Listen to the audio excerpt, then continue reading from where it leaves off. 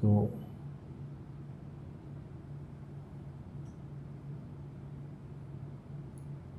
the title of today's talk is Transcending Bad Times. How does one go beyond bad times when we have bad times in our life?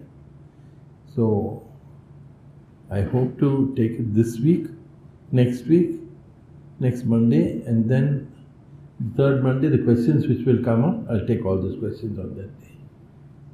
And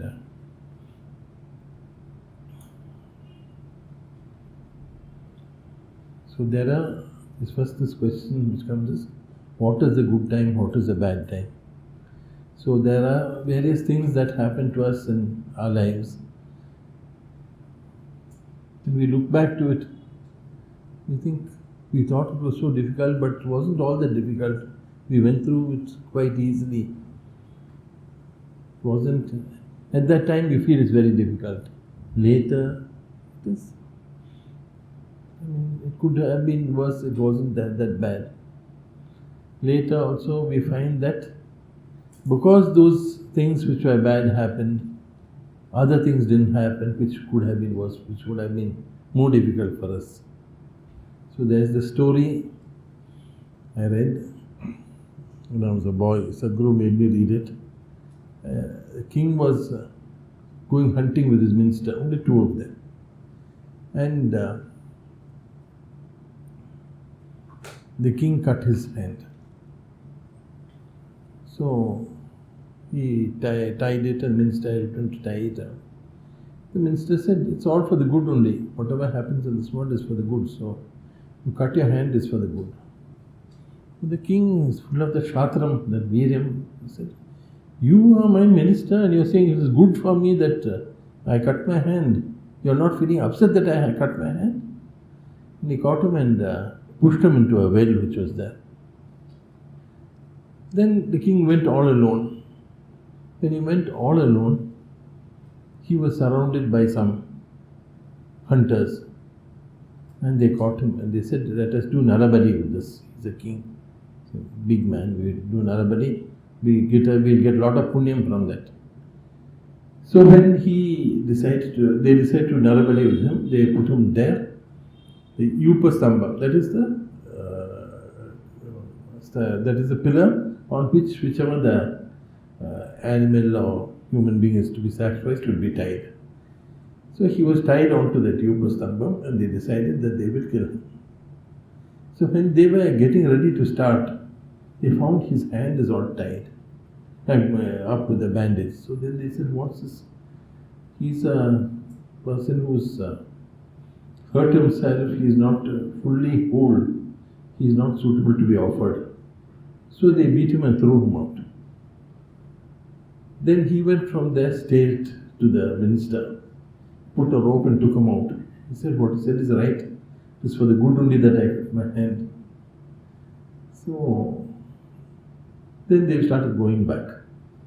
So when they reached back, he said again, then they become the king again when he's inside his kingdom. So he said, it's all right, you said that it's for the good. And in my case, it was for the good. But I threw you in the well. How did you benefit from that? So the minister said, if both of us were going together and your hand was tied and I am perfectly whole, they would have offered me. So, in every situation, there is something which benefits us.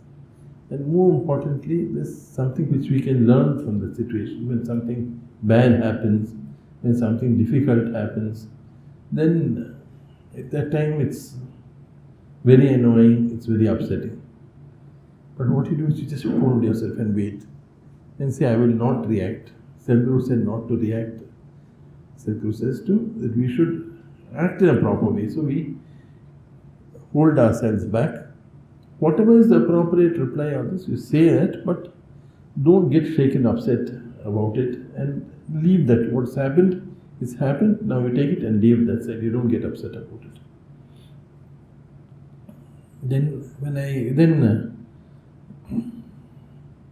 When you do that, there's a lot of peace inside the heart. You get better.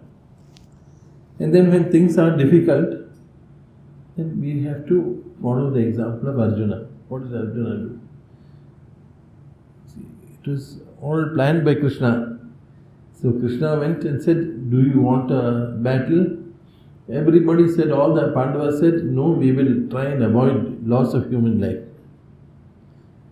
Except Sahadeva. Sahadeva said, you know everything and why are you asking us? Nakula said, yes, provoke a fight because they need to be taught a lesson. Otherwise everybody wanted peace, even Bhima and Arjuna, everyone wanted peace. When Krishna went, he worked very hard to get peace. Everything that was humanly possible he did, then he couldn't do anything more. Then he came back. So at that time, he was the main advisor for the Pandavas, telling them what to do, mobilizing the troops, seeing about the food and all that. Then, when the war was about to start, Arjuna said, let me see who's come to please this evil-minded Duryodhana, this Durbuddhi, he said. So you come and see. So when, now to understand what happened next, we must remember the story. There was a king called Yayati. Yayati had 5 sons. And Yayati, 3 sons were from a wife called Devayani, and 2 sons were from a wife called Sarvanishta. Now, because he married Sarvanishta, Devayani got very angry and she complained to her father. So, now Shukracharya's father-in-law was much more powerful. So he cursed him immediately with old age. So this young prince became an old prince. So he didn't know what to do and all that. He was wondering, the children are all, then by the time in their teens and all that, and yet this has happened. So he said, which of you will take my old age? So out of those 5 children, 4 refused.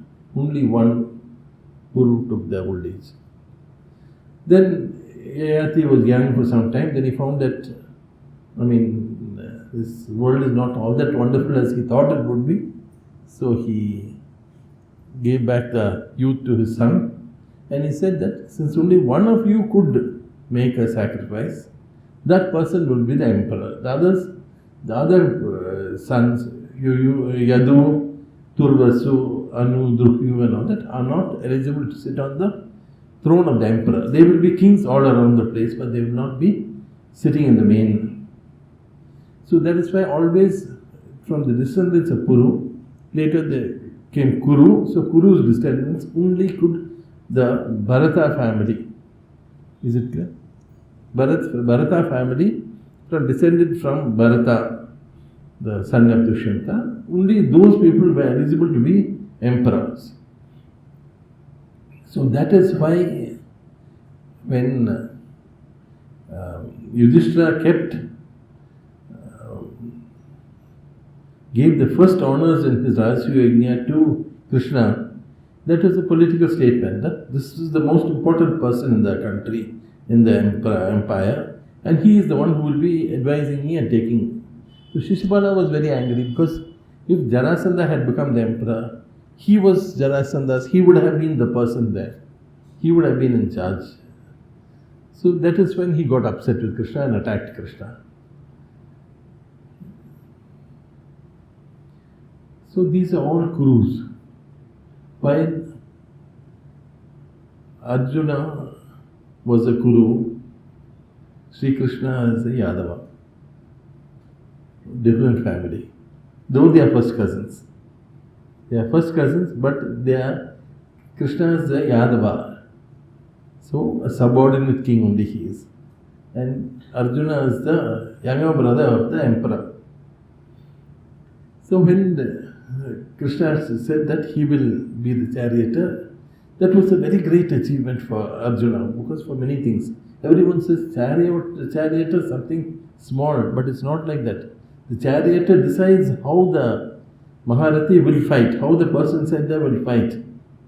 It's not as though like how we think that the charioteer is going like that.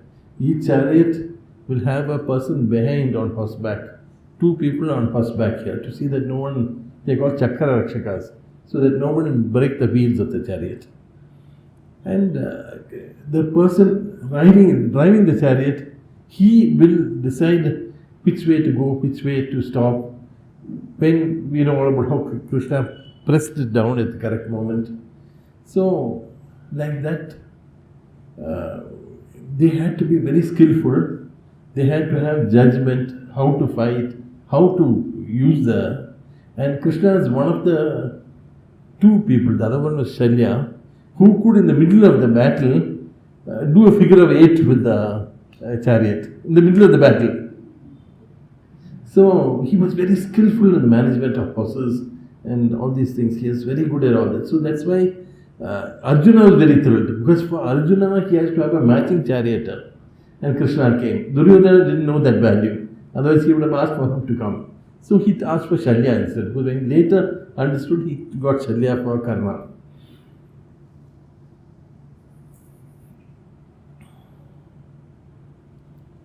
When you think of Duryodhana, ego is the main thing which has brought him problems. He went first to see Krishna, but he could not sit at Sathguru at Krishna's feet. He sat on the side, equal level. So then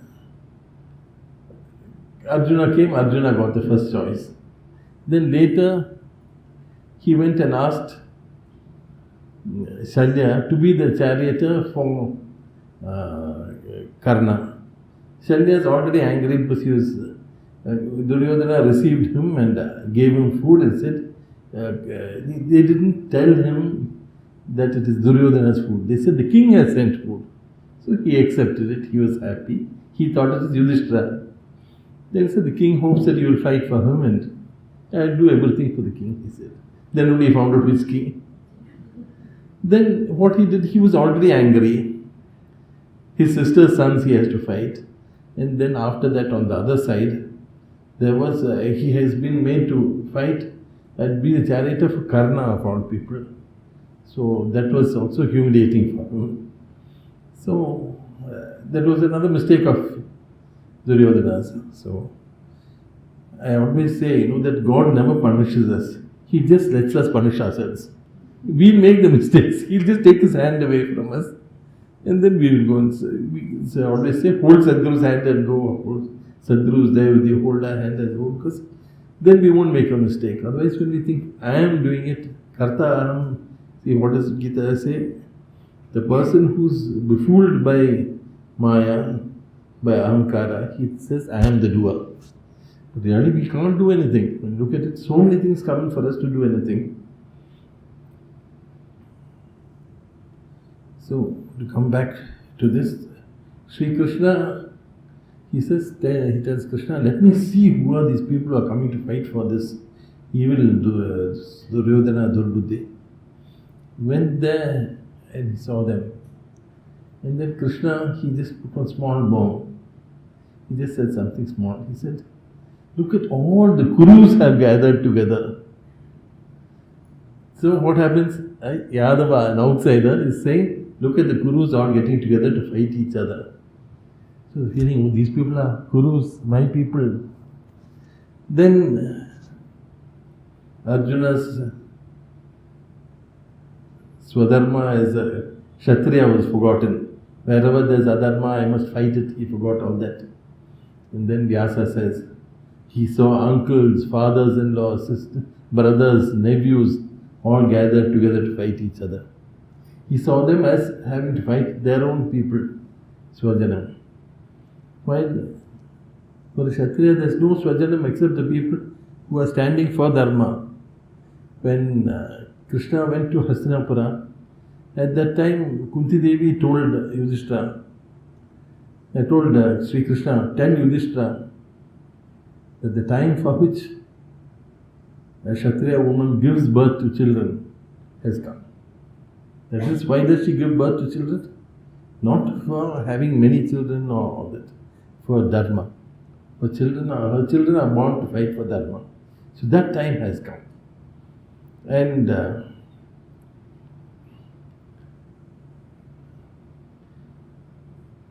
Krishna comes there and says, these are all Kurus.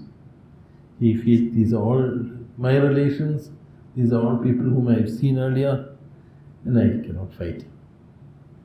It happens once or twice like that when he's fighting Bhishma, all that. He does have these lapses. But he asks Krishna, I know that I shouldn't, he knew that he shouldn't be feeling these things, but yet he was feeling these things. And the arguments which he has given in favor of peace are very well framed arguments, very sensible arguments, arguments of a wise and far-seeing statesman, not a person who wants to be king or who's just a military man. He says how society comes down, how there's families break down, all these things he says. He says it so very correctly, he predicts what happens. In Britain, after the First World War, the number of divorces went up by 30 times. Just one war did that. So, what happens is that war is not a good thing. Arjuna gives very good arguments and explains. But why is he doing that? He knows that the war should happen. He knows that Krishna is there. But these ideas have been triggered off because he doesn't want to. He knows he's seeing not the dharma versus adharma, but he's seeing the human part of it, that human beings will be killed, people will, families will get spoiled, there will be unhappiness. All that did happen. Families were all destroyed. There were so many widows and orphans. There was no money in the country. All these things happened. But they had to happen because they had to ensure that there would be a world order. The world would be ruled in a manner which was dharmic, in which justice prevailed. Not in which that a person who's greedy and unscrupulous will rule. For that Krishna was fighting, not for that this person should win or that person should win. Duryodhana was his sambandhi. His son had married Duryodhana's daughter.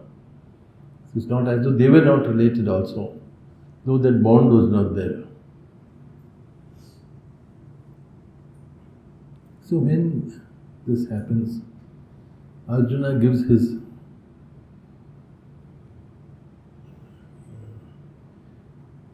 ideas about why there should not be a war. Then Krishna gives him a reply saying about how, from a worldly point of view, people will laugh at you. It's a wrong thing for you to do, it's your duty to do it. Then Arjuna says,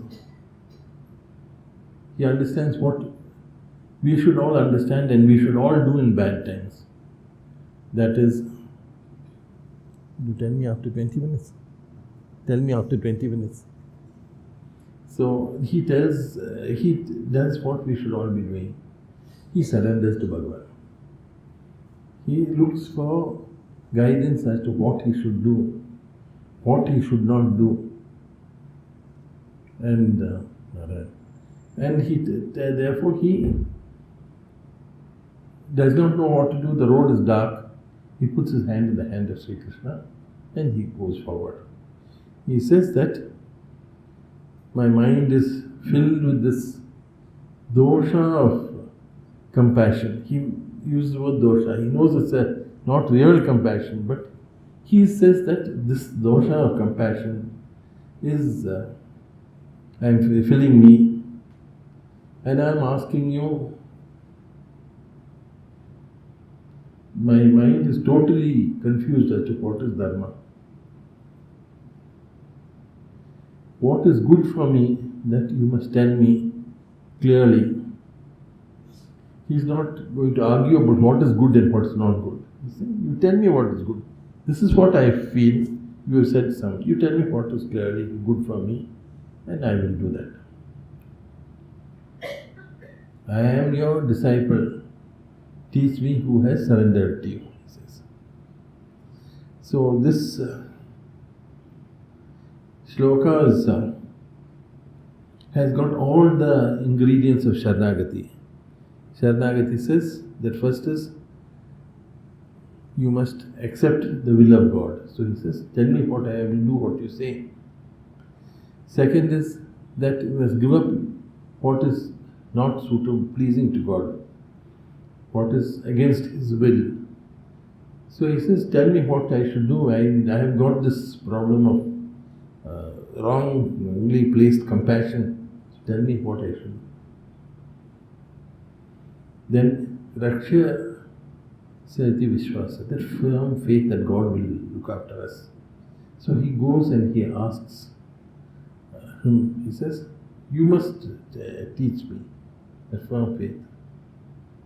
And going to him for, see, when we have difficulties, we are happy, we say we are surrendered to God. But when we are sitting there and praying itself, we are thinking, I can do this, I can do that. I can, if I do that, it will work out. If I do this, it will work out. So,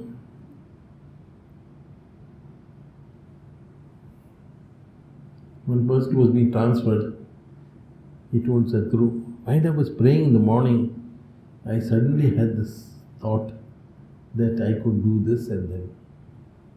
So Sathguru said, that means you were not praying in the morning, you were thinking thoughts. So, Sathguru, he says, going to him alone for support, not at that time. When you are surrendering to God, after that you do your duty, you look for solutions.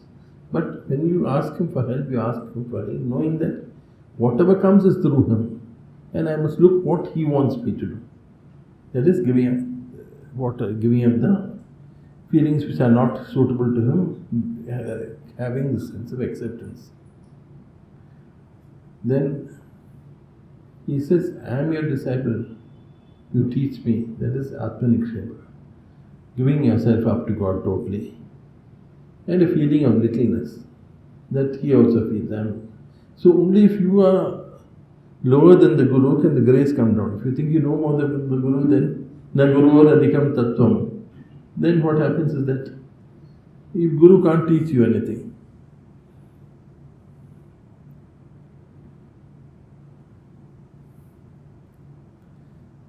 so Krishna, what does he do? He goes to Bhagavan, he asks him for help. So when we have difficulties, we have unhappinesses, we have problems in our lives, we have to, we are not going to see Bhagavan right in front of us like Arjuna saw and would. But we have had Sathguru, so we can remember what Sathguru would tell us and think of that and do that. We can talk to Sathguru and say that this is what is coming in my mind. I don't know whether it is right or not. You should tell me. And then when we wait, we will find what Sathguru wants us to do will come in our mind. What Sathguru wants us to do, those circumstances will come around us. And then we'll find the way made for us. So when difficult times come, first thing that we do is to accept things are not so easy as we thought. There are things which are difficult. So what do? I bend my head down. There is nothing, no greater protection than humility. When you say that, okay, this is happening, I accept it's happening and it's due to me because there's some karma only it is happening to me. Once that period is over, then things will be different. And so then you bend your head down and let the clouds go past. But if we stand against the storm, then like the tree will fall down. Well, the grass, it bends in the storm and then it stands up again. While the tree which stands against the storm, that is not known. So, we have to, once we know that things are difficult, once we know that times are difficult, we wait, not with fear that things are going to be difficult, but we know there's going to be difficulties when we are going. So we wait, we don't think what's going to be, is this going to give me this problem, is that going to come? We don't worry, because we know that whatever comes with Sadhguru's grace, we will be able to cross it. We will be able to manage it. But we must ensure that our egos don't make us do wrong things. So when we go there in Sadhguru's path, we go like that, there will be difficulties. There will be problems, there will be unpleasant people. And we just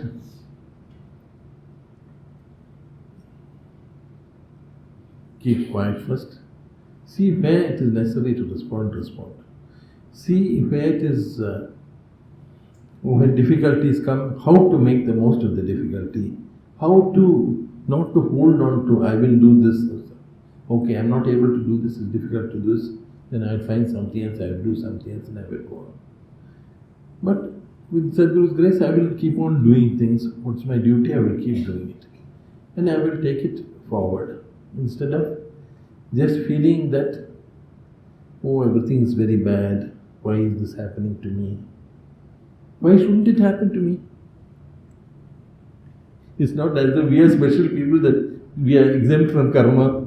Karma is there. Everybody has karma. They have to go through the karma. Everybody has got human bodies. It has to have difficulties. It has to have problems. We are living with other people, so there will be difficulties in dealing with them. So we accept that, we expect that, and we go on. So acceptance and expectation should go together.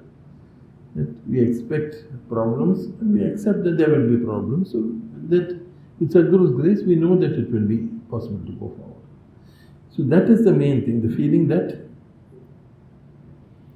Sadhguru is going to be there, and not only that feeling that Sadhguru is going to be there so I can do it. It's not that I can do what I want because Sadhguru is going to be there. It is, I have got a person to whom I can go for help. So when things are difficult, I go there for help. I don't expect that a miracle will happen and things will go on. But Sadhguru will give us strength to go through that.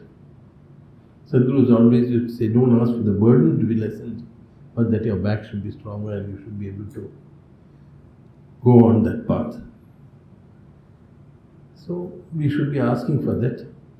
And that is the first step. That is the first step when we are. Amita, how many minutes have I spoken? So that is the first thing we should do. That is that we get the priorities right. God is above, we are there.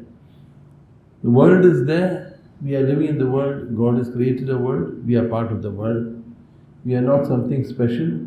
But on the other hand, whatever He has given us, He has also given us the difficulties or the good things He has given us. That He has given us the power to live with. So He's given us good things, He's given us the ability to use those good things as something of His prasad and to share that prasad with other people. He's given us difficulties. Actually, we have given it to ourselves, but we say that He has given it. It's easier. Then it's always easier to blame somebody else. So if there's no one else, then we blame God. So, but so we go ahead and think that, like that, these difficulties have come, it has come to us, but if He's given it to us, He knows that we can stand it. I learned this when Vishnu Mohan was in hospital. He had a ventilator in his mouth with a big tube, couldn't talk. So he said, he showed his hand. So we got him pen and paper. So he said that I never knew that I had so much ability to take pain. And only with so much of pain I was able to stand. And with God's grace I am able to manage it. Said.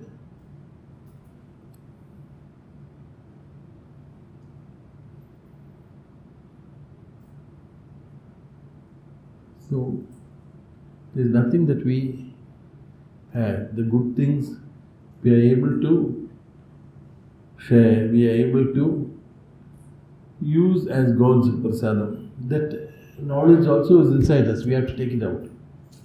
And the ability to take the difficult times and to live with it and cross it, that also He has given us. So, but we have to open that cupboard and take it out from there. It's inside the cupboard of our hearts. We have to open it and take it. So are we doing that, or are we just going to let it be there and sit outside and cry? That is what it is, the options which God is giving us.